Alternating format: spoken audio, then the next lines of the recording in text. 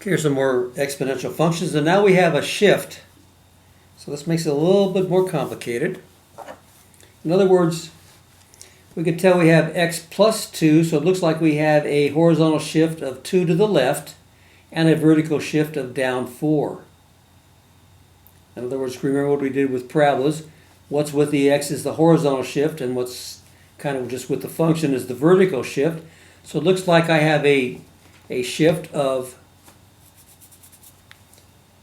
2 to the left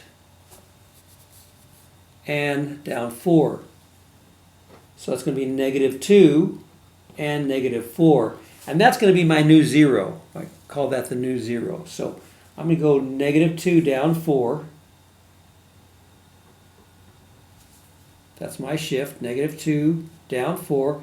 And that point is going to be my new 0. And everything's going to be relative to that new 0, and then I'm going to do like we did before.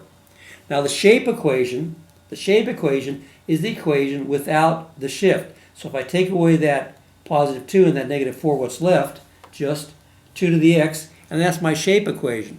So my curve will have the same shape. It's just going to be moving from a new 0, instead of this 0, 0, which is like my origin. I have a new origin, which is like this over here, so this my origin is shifted. But everything's relative to that new origin, that's all.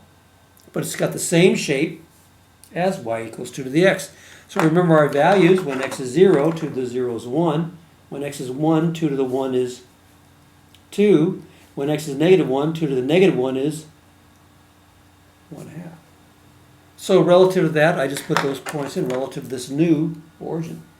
So from here I go 0 up 1. From here I go over 1 up 2. And from here I go -1, or to the left 1, up 1/2. Now remember, we had some other points we put in before, so you could do that. When x is 2, 2 to the second power is 4. So from this point I would go over 2, 1, 2, and up 4. And we remember we tried it also, we could do 3. 2 cubed is 8. So again, from my new 0, -2, -4, I go over 3, 1, 2, 3, and I go up 8, 1, 2, 3, 4, 5, 6, 7, 8. So I'm right there. Now, the horizontal line that goes through the new origin, that's our horizontal asymptote. We use like dashed lines. So this is my horizontal asymptote, and now it's not y equals 0, it's y equals -4, which is just the y coordinate of the new 0. And then I can sketch it.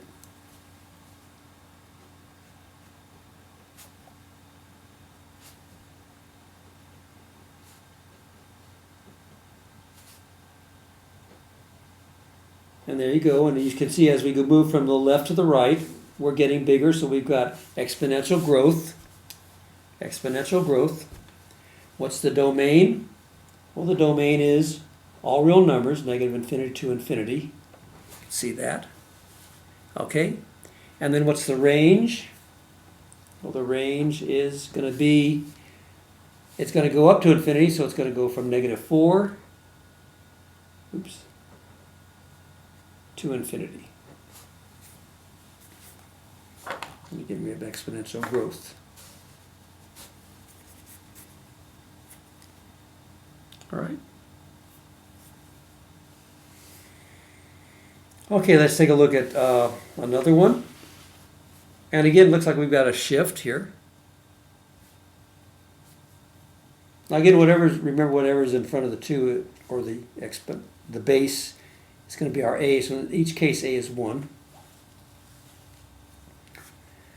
So we'll try some values. So when x is 0, well, first of all, what's my shift? Because that's going to determine my new 0.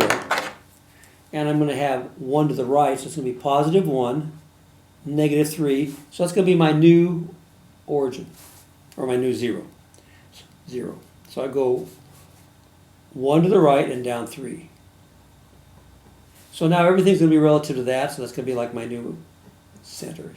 Like this. Okay? And now my shape equation is everything, again, without the shift, so I can get rid of the -1 and the -3, and it's just like 3 to the x. I've already done those values, so they're using the same values. The same shape, it's just shifted. So when x is 0, 3 to the 0 is 1. When x is 1, 3 to the 1 is 3. And when x is -1, 3 to the -1 is 1/3. So you can put those points down from here. So I go 0, 1, over 1 up 3, 1, 2, 3, and then back or -1 or 1 to the left, up 1/3. And those 3 points will give you the contour. Now put in your horizontal asymptote because we're going to get closer and closer to that line but not touch it. So that's going to give us a good idea of the contour of the curve as it moves to the left in this case. And that horizontal asymptote is y equals whatever the y coordinate of our new 0 is, in this case -3. So I'm going to get closer and closer to that, but I'm not going to touch it. And then it curves up like this, up like this. We know it's going to be, and we can actually put the point in here because we're shifted down. How about when x is 2, what's 2 cubed? 8. And that's going to be from my new 0, so I go over 2, 1, 2, and I go up 8. 1, 2, 3, 4, 5, 6, 7, 8. There we go. And I can move that up and have even a little bit better idea of the contour of the curve. Okay? And you can see that your domain looks like it's -infinity to infinity. But the range is going from -3, but not -3. It gets real close to -3, but that's the horizontal asymptote, up to infinity. And again, as I move to the right, my vertical position or the value of the function is going up. As I move to the right, it goes up. So it's exponential growth.